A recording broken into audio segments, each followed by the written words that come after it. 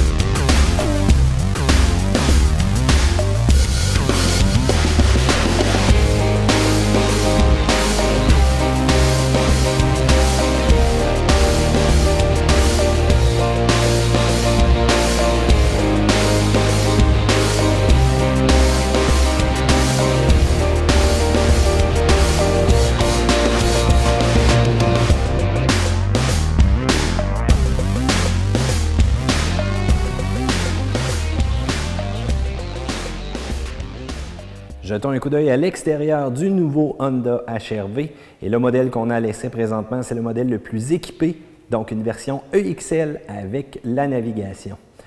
La première partie qu'on remarque, c'est vraiment le devant. Regardez un peu l'agencement qu'on a fait, donc avec une calandre qui est comme ornée de noir et vraiment de chrome. Donc quand même une belle réussite, je vous dirais, pour le style. Lorsqu'on prend un petit peu de recul, vous allez voir en même temps la peinture qui est comme un peu caméléon.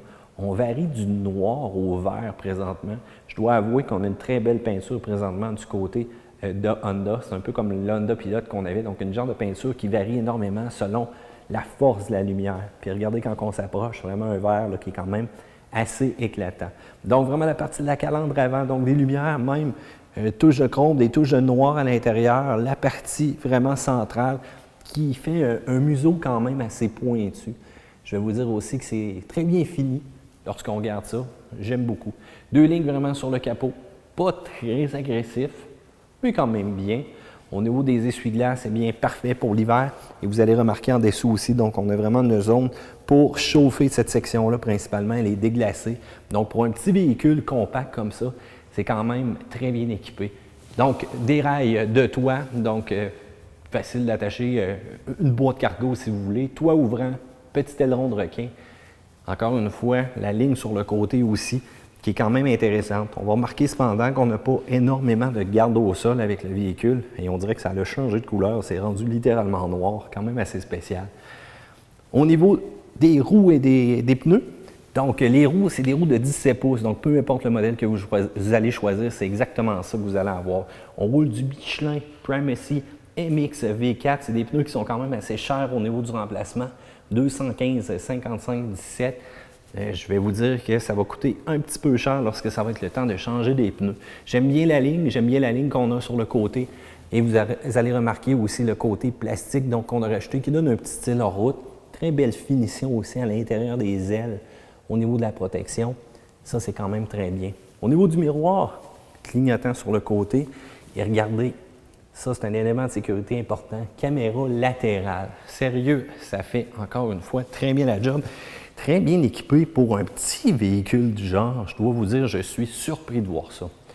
Lorsqu'on se dirige un petit peu vers l'arrière, donc vite teinté, avec le modèle qu'on a, et regardez la poignée qui se dissimule vraiment dans le côté ici présentement. Donc, la poignée pour la portières qui sont assez lourdes cependant. Je suis surpris. C'est peut-être plus la manipulation, un petit coup de graissage. Ça ferait peut-être pas de tort. L'autre chose aussi que je veux apporter à votre attention, regardez bien en dessous. Attention à la garde au sol. Vous avez des éléments vraiment du système d'échappement qui sont très, très bas en dessous du véhicule. Donc ça veut dire, si vous sortez des sentiers battus, vous allez peut-être avoir quelques petites surprises. Et quand je dis sentiers battus, c'est parfois juste une partie de rue glacée, des motons de glace Donc, j'aimerais pas que vous frappiez quoi que ce soit avec ce véhicule-là en dessous. Ça pourrait être très coûteux.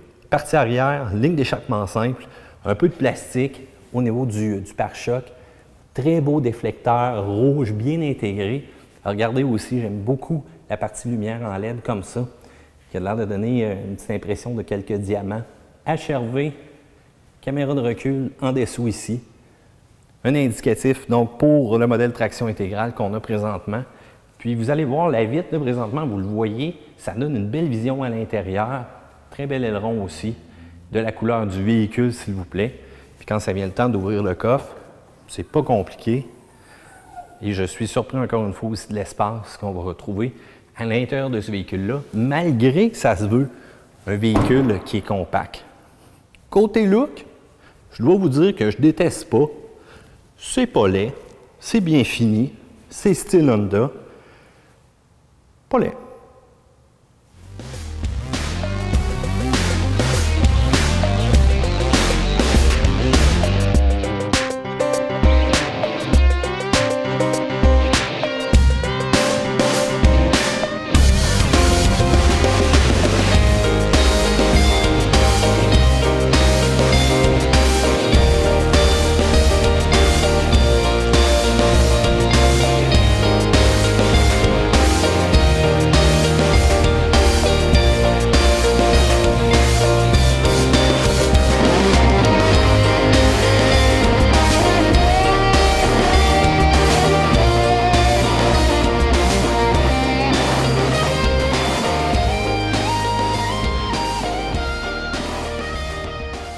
Jetons un coup d'œil à l'intérieur du Honda HR-V. Et la première chose que je remarque en ouvrant la portière, c'est comment il y a de la résistance au niveau de la penture. C'est pas que la portière est lourde, c'est que je dois donner une bonne poussée vraiment pour que ça l'ouvre complètement. Sinon, bien, la portière ouvre tout simplement à moitié. Donc, ça prend de la force. Même chose pour la partie arrière. Regardez la hauteur de la poignée aussi à l'arrière. Donc, si jamais vous avez des jeunes enfants, ça va sauter pour aller chercher celle-ci. Donc, il faut donner encore de la force. C'était pas assez fort. Une bonne poussée. Et vous voyez là maintenant que la portière est complètement ouverte. Même chose pour fermer. Si j'en donne une petite, 2, 3. En tout cas, c'est peut-être un modèle d'essai qui est comme ça, mais bon, c'est une chose que j'ai remarquée. Au niveau des bancs, donc colorisation, 2 tons présentement qu'on a. Donc, même chose pour le tableau de bord, donc 2 tons aussi tout simplement. Donc, au niveau des bancs, on a de l'agencement noir en bas, vraiment du genre de beige, un peu si on va, un petit peu verdâtre. Et dans la porte aussi, donc même chose, agencement de noir. Je dois vous dire cependant que les matériaux sont de qualité. On sent qu'on a une belle cuirette ici qui est quand même bien finie. Un appuie-bras, on change un peu la finition. Des boutons, encore une fois, très complets. Utilisation du chrome, contour de chrome aussi. Donc, sur la version qu'on a présentement, contour des haut-parleurs, on a une très bonne ouverture pour prendre place à bord. Et regardez aussi au niveau des ajustements de siège, eh bien, c'est la bonne vieille poignée pour abaisser ou surélever le banc. Et si on veut avancer celui-ci, eh bien, une bonne vieille poignée. Comme dans le bon vieux temps, pas d'ajustement électrique sur celui-ci. Et si on veut avancer ou reculer dans le siège, eh bien, c'est par en dessous que ça se passe comme ça. Lorsqu'on prend place à bord, on se rend compte que je suis surpris. On a de l'espace. Je m'attendais à vraiment moins que ça. Et étant donné qu'on a encore une fois la version la plus équipée, eh bien, on a un bouton d'arrêt-démarrage comme ceci. Et vous allez remarquer au niveau de la clé, donc clé très standard au niveau d'Honda, verrouillage, déverrouillage, le coffre et le bon vieux mode panique. Allons-y avec 2 pressions. Donc, tableau de bord minimaliste, simple. Et vous allez voir la partie climatisation ici, c'est comme mon ancien radio réveil. Il y a de ça plusieurs années. Je dois vous dire que ça fait longtemps que je n'avais pas vu un style de finition donc, comme celle-ci. Donc, vraiment très particulier. L'autre chose que je trouve très particulier aussi, c'est les bouches d'aération. Donc, au niveau du passager, on en a 3.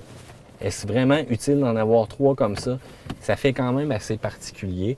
Mais au moins, encore une fois, finition plastique ici, cependant, un autre plastique. Non, une genre de cuirette. Ça avait l'air quand même assez dur dans cette section-là.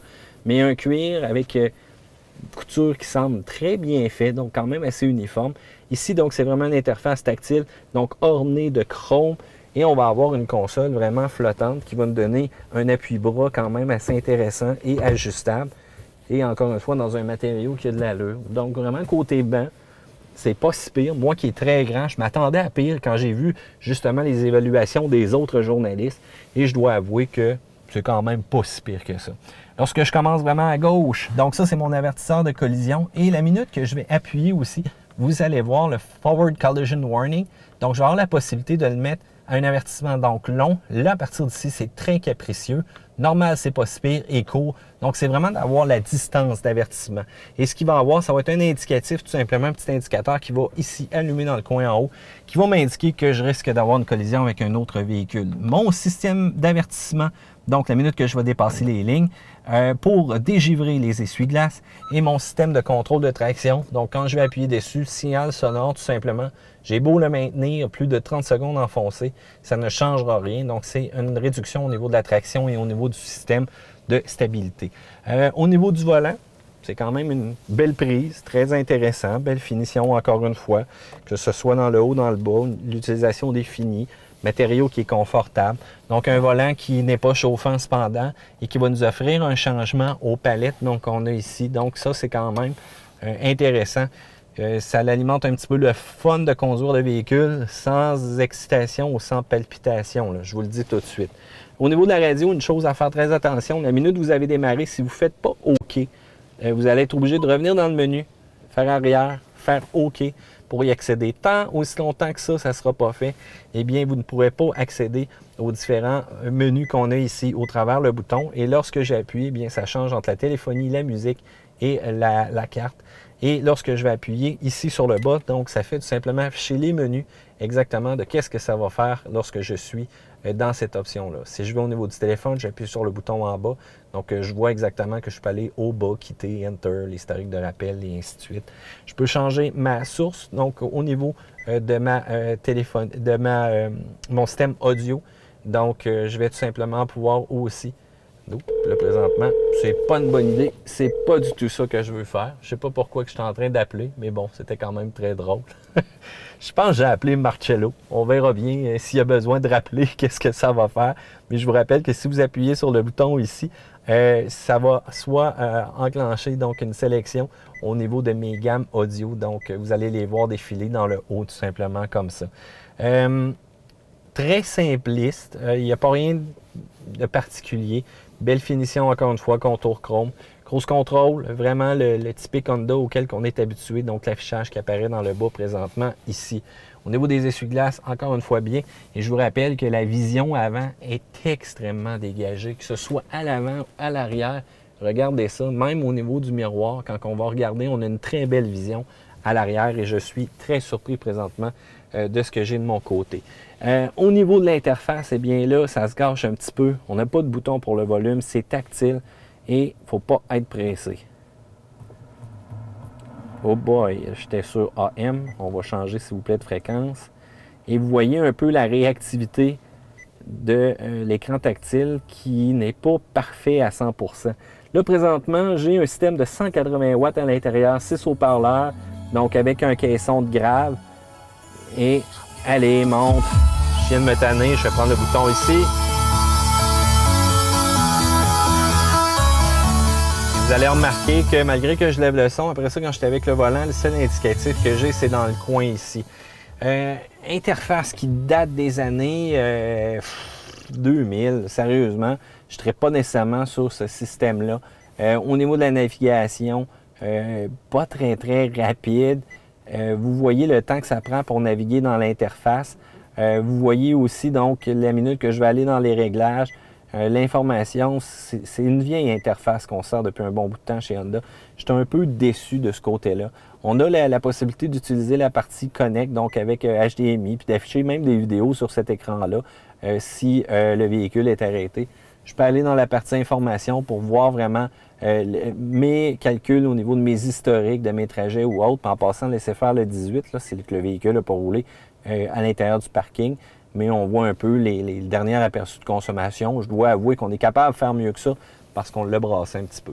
Donc, malheureux ici pour l'interface.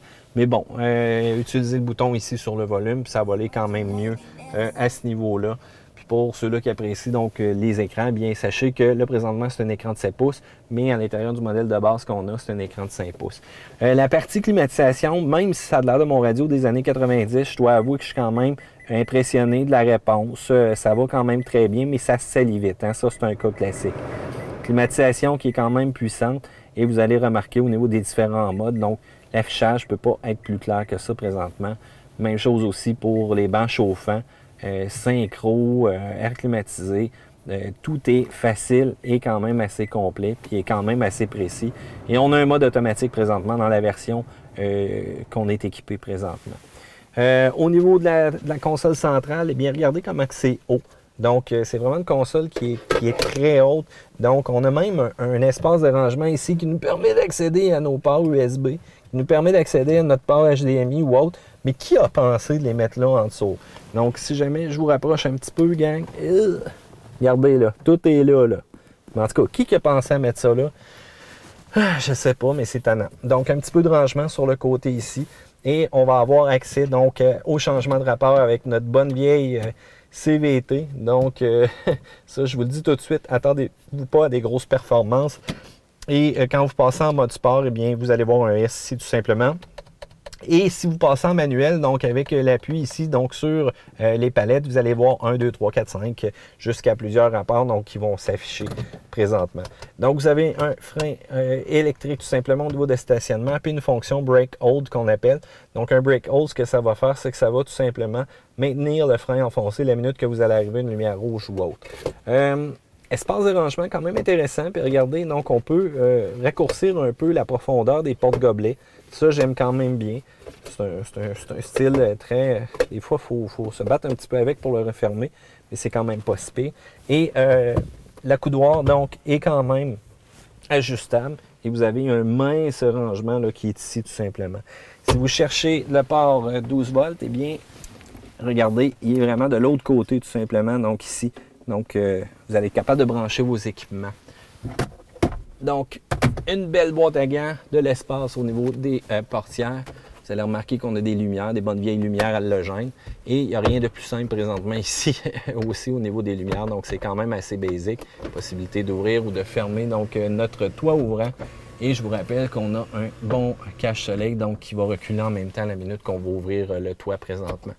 C'est quand même pas si pire, je vous dirais. Donc, pour la partie intérieure, pour la partie confort, ça fait quand même bien la job. Puis en passant aussi au niveau de l'affichage, si jamais vous voulez changer les affichages, donc vous appuyez sur le bouton en haut ici.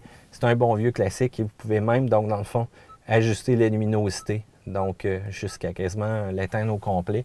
Et le rond que vous avez ici, donc la minute que votre véhicule va tourner, alors un petit démarrage, petite motorisation 1.8.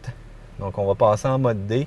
Et si jamais on aurait une conduite, donc qui serait éco, donc le rond au niveau du véhicule va tout simplement tourner au vert. Donc là, présentement, aussi, j'ai un bouton Icon donc qui est ici. Si j'appuie dessus, donc j'ai une fleur qui apparaît.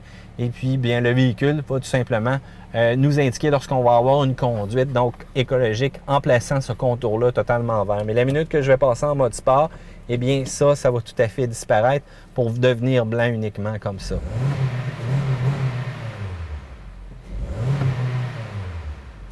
Ouais.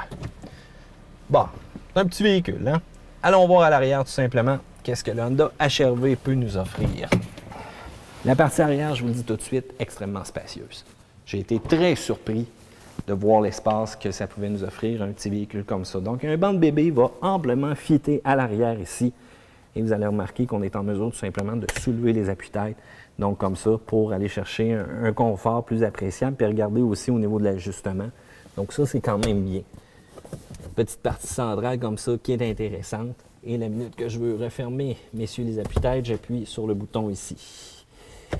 La partie, je vais avoir besoin de les fermer si je veux faire ma prochaine démonstration. La partie très intéressante que je trouve, regardez bien, c'est au niveau des sièges. Je les prends, je les relève et j'abaisse cette partie métallique-là. Et vous allez voir, le banc va se maintenir en place. Et ça donne accès à un très grand compartiment à l'intérieur du véhicule. À nouveau, je soulève et vous allez voir que si jamais il retombe comme ça, eh bien, il faut tout simplement prendre l'arceau, l'abaisser et le banc devient verrouillé en place. Si je veux aller chercher le maximum d'espace. La clenche ici, j'abaisse tout simplement le banc et vous allez entendre le mécanisme donc, qui vient de se réenclencher et ça donne accès à beaucoup d'espace. Je suis surpris de ce qu'on va être capable de mettre à l'intérieur de ce véhicule-là. L'autre partie, un petit cache-bagage, un peu cheap cependant, donc c'est vraiment juste un genre de petit net comme ça. Donc on l'enlève en tirant et vous allez remarquer la section ici en dessous du véhicule, donc qui comprend un pneu de secours. Enfin, on n'est pas obligé d'avoir une trousse. Vous avez un peu aussi l'impression de l'espace que ça donne à l'intérieur lorsque les bancs sont relevés. Je veux tout simplement abaisser ce banc-là. Et vous allez voir, ça donne accès sérieux à de l'espace en tabarouette à l'intérieur du véhicule. Je suis surpris qu'un petit véhicule de cette taille-là ait tout cet espace-là à l'intérieur. C'est sûr que la partie des crochets est quand même omniprésente, mais faites attention quand vous allez loger vos choses. D'après moi, il n'y aura pas de problématique. L'autre chose que je vais vous dire de faire très attention, regardez cette belle bosse-là, méchant journaliste. Donc, probablement ce qui est arrivé, c'est la partie ceinture ici. Donc, si jamais vos enfants ne font pas attention et vous avez une ceinture qui traîne, eh bien, fermez pas la portière dessus. En passant la portière, il faut donner de la force. Une partie que j'oubliais, c'est le compartiment moteur. On va aller jeter un petit coup d'œil. Donc, je vous rappelle, pour le compartiment moteur, on tire ici. Pour la trappe à essence, on tire sur celle-ci. Vous allez remarquer que la trappe à essence, c'est du standard. Et la partie moteur, capot qui est déformable en cas d'impact. Puis là, bien, on n'a pas fait une finition extraordinaire, mais il faut dire que c'est le véhicule d'entrée de gamme de Honda présentement. Mais on a un œil sur une petite motorisation qu'on connaît déjà dans la Civic et qui va nous donner donc la possibilité d'alimenter les roues du super Honda HR-V. On va voir tantôt si c'est si puissant que ça. J'ai quelques réserves, mais bon, les personnes qui achètent ce véhicule-là ne cherchent pas nécessairement la performance. En tout cas, vous ne manquerez pas votre baguette à l'huile orange comme ça.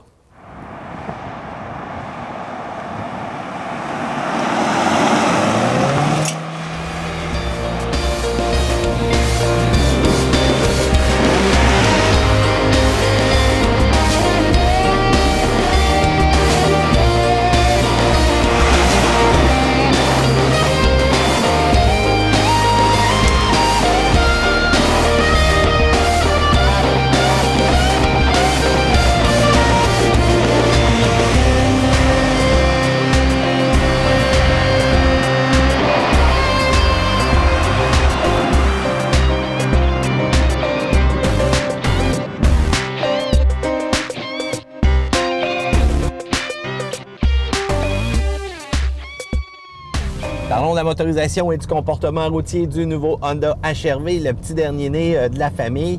Lorsque je vais vous parler de la motorisation, eh bien, vous allez probablement reconnaître le moteur. Eh bien, il n'y a pas de choix, il n'y a pas d'autre option. C'est le seul moteur qu'on a disponible et c'est le 1,8 litres. Donc, c'est un SOHC, iVTEC, injection en multipoint, 141 forces à, attention, 6500 tours minute. Et on est vraiment là à la limite de la ligne rouge, la révolution maximale au niveau de la motorisation. Donc, pour aller chercher le plein potentiel. Du côté du couple, donc c'est 127 livres de couple à 4300 tours minute. Donc, c'est quand même pas si pire. Puis ce qui est particulier avec cette motorisation-là, c'est qu'on prévoit qu'on n'a pas besoin d'entretien pour les 100 prochains 1000 km. Donc ça, c'est assez impressionnant.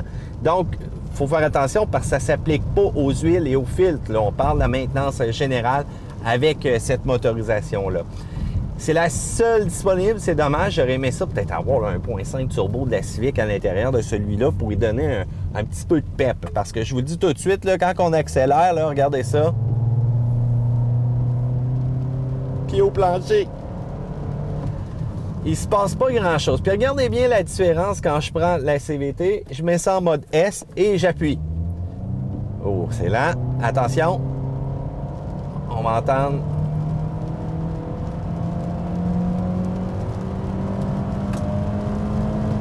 Eh bien, OK. Je vous dis tout de suite, il n'y a pas rien d'excitant là-dedans présentement. C'est pas une motorisation qui est extrêmement puissante. Donc, maintenant, le seul moyen que je vais avoir pour réveiller un petit peu ça, c'est les palettes présentement que j'ai directement au volant. Donc, je vais avoir une simulation de vitesse avec la CVT. C'est pas mal le dernier recours que je peux faire pour réveiller un peu mon véhicule que j'ai présentement. Ouais, ça vient pas si pire, mais encore là, je suis pas impressionné à 100%. Et le moyen de repasser en manuel, bien, je vais tout simplement maintenir enfoncé la palette pour le rapport supplémentaire et ça revient tout simplement en mode S comme ça. C'est relatif. Écoutez, c'est sûr que c'est pas nécessairement un véhicule qui est orienté performance présentement. C'est un véhicule qui est orienté pour vraiment avoir du plaisir un peu urbain. Canette de Perrier que j'étais tanné d'entendre se promener dans le véhicule. Merci, bye, dans la boîte à gants. Ceci dit, il y a une seule transmission aussi qui est disponible avec le véhicule. Eh bien, c'est une CVT tout simplement. Donc, la CVT, ce n'est pas nécessairement non plus la préférée de tous. Une CVT, habituellement, c'est fait pour l'économie. C'est fait vraiment pour éviter d'avoir le changement de rapport aussi à tout moment avec un certain véhicule. C'est fait pour être quand même assez fiable aussi avec le temps. Mais j'ai l'impression qu'on a comme reculé un peu avec celle-ci. Le côté désagréable qu'on entendait de la CVT qui révolutionne très haut et qui maintient ce régime-là vraiment pendant toute l'accélération, eh bien, on est revenu vraiment avec ça. Pourquoi pas avoir une simulation de vitesse, disons, qui aurait pu s'enclencher la minute qu'on tapait le pied au plancher? Parce que là, si j'accélère encore une fois... Ah, je suis juste rendu à... Voilà. On est prêt à couper le gazon. Je vous le dis tout de suite, c'est particulier. Mais bon, quand on revient à la vocation du véhicule, ça ne dérange pas grand-chose. Pourquoi? Parce que c'est un véhicule qui se veut à une vocation urbaine. C'est un véhicule qui se veut à une vocation vraiment peut-être, voire même second véhicule des fois pour une famille. C'est un véhicule qui se veut petit, compact, qui habituellement est vraiment désiré par les acheteurs qui n'ont pas de goût de performance et qui préfèrent se déplacer du point A au point B, point, avec une bonne économie d'essence, c'est tout. Donc pour eux, les performances, c'est vraiment pas important là, à partir de là. Donc, on a quand même un système VTEC là, à l'intérieur de la motorisation, donc vous le savez, pour faire varier au niveau des opérations des valves, donc varier l'ouverture. Donc, lorsqu'on va être vraiment à basse vitesse, donc il va y avoir juste une partie donc au niveau des valves d'admission qui vont faire l'ouverture. Puis bon, ben les secondes demeurent fermées tout simplement lorsqu'on va vraiment passer un certain régime moteur. Donc, il y a un actuateur hydraulique, ben on va avoir l'ouverture, puis c'est là qu'on va aller chercher un petit peu plus de performance, entre guillemets, bien entendu. Je vous en parlais au niveau de la CVT, donc c'est une transmission variable continuelle. Il n'y a pas nécessairement d'autres choix possibles avec la traction intégrale parce que le véhicule qu'on a présentement est muni de la traction intégrale. Donc, la seule chose qu'on peut faire, c'est d'aller vers la manuelle, mais encore là, vous allez devoir sacrifier la traction intégrale. Vous allez devoir tout simplement le sélectionner de roues motrices. Fait que ça, c'est un petit peu plate. Mais vous allez avoir quand même la chance au moins d'avoir une 6 vitesses manuelle qui, encore une fois, fait changer un peu la réaction peut-être du véhicule. Mais encore là, je vous dis tout de suite, les conditions hivernales qu'on a, c'est une recommandation de mon côté. La minute qu'on a de la neige, la minute qu'on a de la glace, ou encore si vous devez monter au chalet, puis une fois de temps en temps, il y a une pente debout, sans rocher, sans rien, là, parce que ça, c'est pas un véhicule fait vraiment là, pour aller gravir des trucs imposants. Puis en passant, de toute façon, je suis pas sûr que vous voulez non plus accrocher votre remorque ou encore n'importe quoi à l'arrière. Charger là, avec tout le monde à bord, puis voire même du stock sur le toit, je vous le dis tout de suite, ça va être assez particulier là, quand ça va venir le temps d'accélérer. Le comportement aussi, donc on a un bouton Icon donc, qui apparaît tout simplement. Et ça va nous permettre de sauver le plus possible au niveau de l'essence. Donc ça tue encore plus le véhicule quand on est en mode D. Le mode D qui est vraiment idéal pour les situations, qui va combiner le côté confort un peu, si on veut, le côté douceur, mais on va vraiment cibler l'économie d'essence. La minute qu'on va tomber en mode S, bien là, la révolution moteur va être beaucoup plus proactive. On va avoir aussi une réponse de l'accélérateur qui va être totalement différente. L'autre chose aussi qui est particulière à notre véhicule, c'est sa fameuse traction intégrale. La traction intégrale qu'on a, donc c'est une traction qui est intelligente et qu'on appelle en temps réel. Vous le savez, on n'était pas nécessairement des fans dans le passé de cette traction intégrale-là. Cependant, ce que j'ai remarqué avec le HR-V lorsqu'on l'a poussé dans le test, c'est qu'on a amélioré la réponse. Donc, on a amélioré aussi le mordant un peu de cette traction-là. C'est sûr que lorsqu'on va rouler à des vitesses quand même assez rapides, eh bien, on va avoir vraiment l'impression de conduire un véhicule traction. Mais pour la partie vraiment basse vitesse, la partie où est-ce qu'on va en avoir besoin dans des situations un petit peu plus glissantes ou voire même de mordant nécessaire, eh bien, vous allez voir, ça me surprend. J'ai été surpris de comment on a réussi à passer le test diagonal avec ce véhicule-là. C'est sûr que ça a pris un petit peu plus d'effort que les autres systèmes habituels, mais du côté de Honda, eh bien, on n'est pas resté en bas de la pente. Et ça, je pense que ça fait quand même une bonne différence là, présentement. Pour le reste, au niveau du véhicule, donc la suspension, c'est quand même bien, c'est une vocation confortable. Il faut dire aussi que, étant donné qu'on a le modèle à traction intégrale, on rajoute une barre stabilisatrice à l'arrière. Il faut dire aussi que c'est une suspension avec un essieu rigide à l'arrière, donc ça n'a pas nécessairement pour autant un comportement qui est très sautilleux ou autre. Mais c'est sûr que si vous y allez dans un mode assez agressif, eh bien, vous allez voir, ça prend de manière un petit peu inhabituelle les trous et les chaos. Mais encore là, simplicité d'entretien. La barre stabilisatrice qui est au moins en mode traction intégrale va nous offrir un petit plus avec une barre de 19 mm. Et il faut dire aussi qu'on a une distribution de poids de 60-40, donc 60 à l'avant, 40 à l'arrière avec le modèle intégral. Lorsqu'on va être en mode pleine accélération, il faut dire qu'on sent les vibrations. Puis ça, je suis un petit peu déçu pour ça. On sent la vibration qui est transmise à l'intérieur du véhicule. Puis c'est normal parce qu'on va aller toujours tourner. Oh, j'ai oublié le mode icon. On enlève ça. Ça n'a pas fait de grande différence. Donc c'est environ au régime de 6000. Puis lorsqu'on est en accélération, eh bien le véhicule maintient ce régime moteur-là. Donc, c'est pour ça que ça vient un peu plus vibreux. Puis là, vous avez vu une bonne bosse présentement au niveau d'une voie ferrée. Puis je dois vous dire que ça l'a absorbé pas si pire, mais la minute que ça vient creux et encore un petit peu plus agressif que ça, ça se comporte un peu particulièrement. La tenue de route est quand même assez surprenante lorsqu'on va être en virage ou autre, parce que bon, c'est pas nécessairement le véhicule le plus rapide non plus, donc c'est peut-être une impression des fois qu'on a tout simplement avec la tenue en virage, mais les pneus 17 pouces vont nous aider aussi à donner un mordant qui va être quand même assez appréciable. Au niveau des freinages, c'est moyen. C'est un petit peu en dessous de la moyenne, donc de l'ensemble des véhicules compacts lorsque ça va venir le temps de freiner au maximum.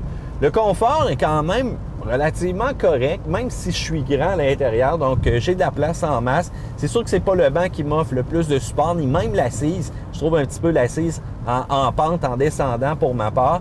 Mais n'oubliez pas que je suis quand même un grand gaillard, un peu plus grand que la normale. L'intérieur est relativement bien fait et ça, bien, lorsqu'on est au poste de commande. L'autre chose aussi qui nous frappe, c'est la visibilité qu'on a, la visibilité de la vitre avant, latérale, voire même en arrière, voire même lorsque je regarde au travers du haillon. Ça, c'est vraiment un gros plus là, présentement avec le Honda HR-V. Du côté sécurité, bien, il y a un paquet de trucs des plus intéressants. Donc, j'ai de l'assistance en pente, j'ai vraiment une structure rigide au niveau du châssis aussi qui va me protéger des impacts, des rideaux gonflables, donc qui sont disponibles à l'intérieur du véhicule lorsque je vais avoir un capotage et ça va se déployer pour la plus grande protection possible. J'adore la caméra latérale aussi, donc qui me permet d'avoir une vision en temps réel, vraiment sur le côté. Donc, tout le temps, qu'est-ce qui se passe à ma droite. Donc, je vais le voir en situation de trafic ou sur l'autoroute. C'est totalement génial pour celle-ci. Et il faut dire aussi, donc, qu'il y a l'avertisseur de collision. J'ai mon système de maintien de voie aussi que je peux allumer. J'en ai un paquet de trucs, donc, qui est quand même assez intéressant pour un petit véhicule comme ça, un petit véhicule d'entrée de gamme, un petit véhicule sport utilitaire compact qui devrait être dénué d'un paquet d'options. Mais chez Honda, on n'est vraiment pas niaisé avec le tout. Puis en plus, j'ai une direction électronique assistée qui va m'aider dépendant de la vitesse aussi que je suis. Côté consommation d'essence, eh bien là, c'est là que, bien entendu, c'est ce qu'on veut avec un véhicule comme ça. On veut la meilleure économie d'essence possible. Justement, je vais changer mon affichage pour aller voir celle-là que j'ai présentement. C'est un petit peu complexe aussi. Donc, lorsqu'on regarde la consommation, donc en 2 roues motrices avec la manuelle, on va être capable de faire un 9.3 en mode ville, un 7 litres en mode route, donc en combiné 8,3. Pour un 2 roues motrices avec la CVT, on va être capable de faire un 8.3 en mode ville. Donc, vous voyez quand même une bonne différence de 1 litre au 100. C'est assez frappant. Et du côté de l'autoroute, donc là, la différence est moins de 6,7 litres pour un combiné de 7,6. Pour notre traction intégrale CVT qu'on a présentement, c'est sûr que ça va relever un petit peu. On parle de 8,8 litres au 100 vraiment en mode urbain, ce qui est très bon. Et 7,2 sur la route, donc pour un combiné de 8,1. J'étais à 8,3 présentement. Donc, n'oubliez pas que moi, je brasse le véhicule un petit peu plus pendant ma semaine d'essai. Et il faut dire aussi qu'on a fait quelques tests de traction intégrale avec celui-ci, donc ce qui est quand même assez demandant pour le véhicule qu'on a présentement.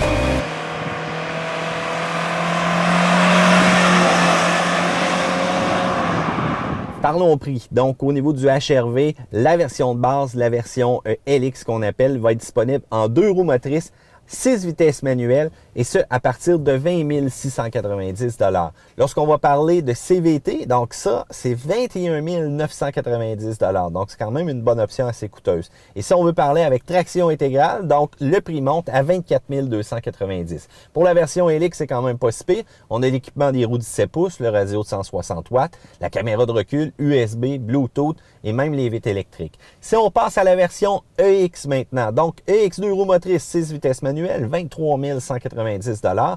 EX 2 roues motrices avec la CVT, 24 490 $. Et EX traction intégrale avec la CVT, bien entendu, 26 790 $. Mais là, on rajoute l'écran 7 pouces, le système Lane Watch qu'on appelle, donc la visibilité sur le côté de la caméra latérale, les sièges chauffants, le toit ouvrant, les palettes de vitesse pour la CVT, les phares anti-brouillard. On rajoute les 2 ports USB, les vitres teintées, l'ajout de chrome aussi donc à l'intérieur. Donc ça commence à être très intéressant, mais on approche de la barrière du 30 000. Barrière psychologique pour moi présentement.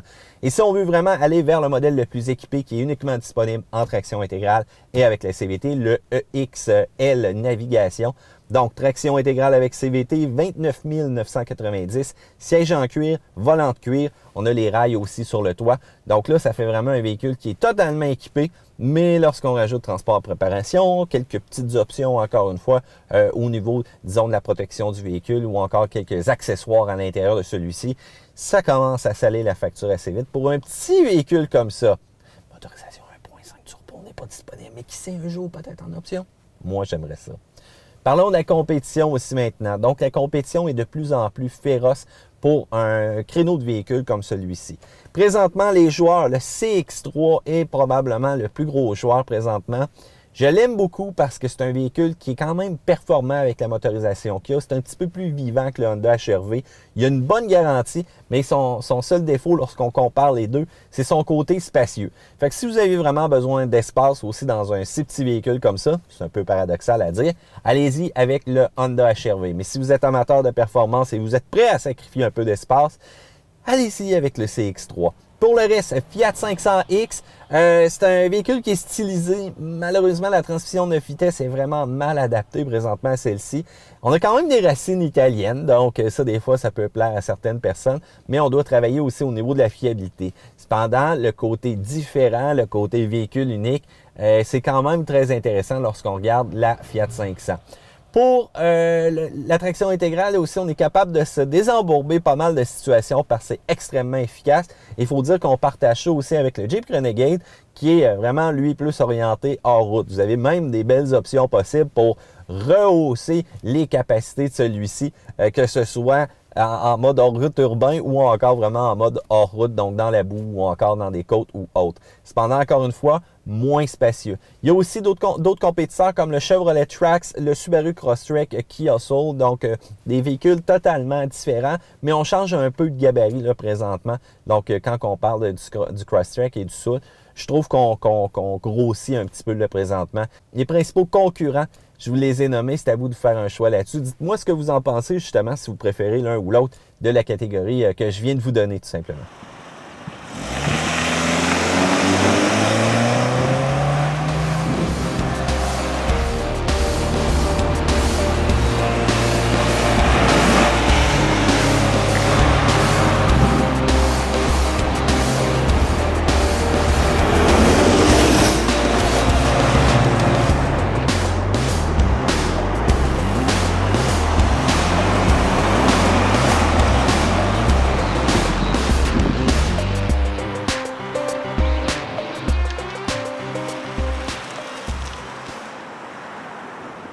Parlons des points positifs et négatifs du Honda HR-V. Commençons avec le négatif. Eh bien, première des choses, le mariage moteur et transmission. C'est sûr que c'est pas un véhicule à une vocation sportive. C'est peut-être moi qui aime un peu trop la performance, mais je vous le dis tout de suite, préparez vos dépassements. Si vous entrez sur la bretelle d'autoroute, si jamais vous voulez dépasser un véhicule de manière urgente, passez en mode S, OK? Laissez pas ça en D avec le mode économique. Passez en mode S et là, on va avoir un petit peu de réactivité, mais révolution moteur et vibration sont au rendez-vous. Je le sais, vous n'avez peut-être pas acheté ce véhicule-là pour la performance, mais si jamais il y a un camion devant vous sur l'autoroute et vous voulez le dépasser en manœuvre rapide, eh bien, passez-y 2 fois, surtout s'il est plus rapide que vous. Pour le reste, on a des barres sur le véhicule présentement, c'est peu esthétique, ça mine énormément la garde au sol. Je le sais, vous n'irez pas faire du hors-route avec ce véhicule-là, cependant, des motons de glace, des bancs de neige, des chaînes de trottoir, des cônes en mode urbain, bien ça existe un peu partout. Faites attention parce que ça va être très possible que vous touchiez certaines composantes au niveau du système d'échappement et encore une fois, parfois, ça coûte cher. Pour le reste, l'interface aussi, on paye un prix de 30 000 $ pour un véhicule comme ça et on a une interface des années 2000. Bon, il est temps qu'on se rafraîchisse un peu, il est temps qu'on amène de quoi de coloré, il est temps qu'on amène de quoi à la hauteur de la compétition. Cependant, il y a quand même beaucoup de points positifs pour le véhicule. Lorsqu'on le regarde, on a quand même une excellente économie d'essence, une excellente maniabilité et je suis surpris de l'espace qu'on a à l'intérieur. Avec le système de siège Magic qu'on appelle, on relève ça, on peut mettre une TV gros format, on peut mettre du bagage en masse, on peut mettre voire même des chaises de patio. Peu importe, vous allez être capable quand même de transporter.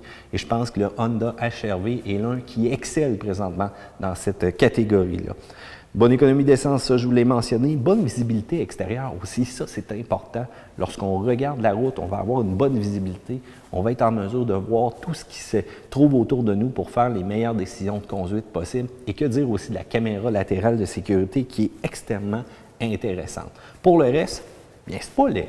Les roues du 7 pouces, une belle peinture, un véhicule qui est quand même un look unique. Puis je dois avouer que la traction intégrale, sans être l'une des plus performantes sur le marché, sans être destinée du côté hors-route, va réussir quand même à se débrouiller quand ça va être le temps. Donc l'hiver, c'est un beau petit complément. Et bien voilà, pour la note de maths, j'y vais avec un B. Puis vu que je suis un amateur de performance, je vais rajouter un moins. Mais bon, pour vous autres, ça va peut-être être un B. En conclusion, j'ai été surpris de l'espace intérieur que pouvait donner un petit véhicule comme ça. Bien que moi, ce n'est pas mon genre, les petits SUV compacts, les petits SUV urbains comme ça. Si vous, c'est le vôtre, eh bien, je veux savoir pourquoi vous aimez le Honda HR-V et pourquoi vous aimez vraiment ce gabarit-là de véhicule. Eh bien, commentez-nous votre réponse directement en dessous ici. N'oubliez pas de vous abonner à la chaîne de Questions Auto. Et si vous avez aimé la vidéo, eh bien, n'oubliez pas, faites un petit pouce en l'air comme ça. Matt vous dit à la prochaine fois pour une autre vidéo de Questions Auto.